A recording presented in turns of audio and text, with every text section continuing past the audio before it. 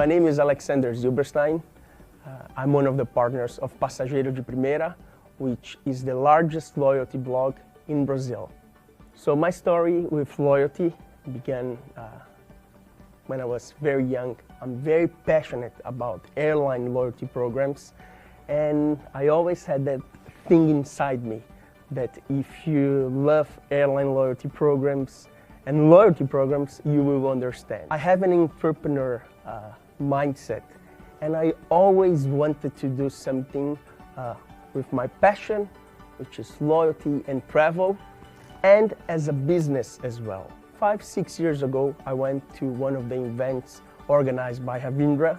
As soon as I saw one of the presentations, I had an eureka moment where I saw that I could have all my knowledge on the consumer side and also my eager as an entrepreneur to have a business and take that all together and create something. After that, I went back to Brazil. I joined Passageiro de Primeira, and we had an amazing growth. We went from 200,000 visits per month to more than 1 million.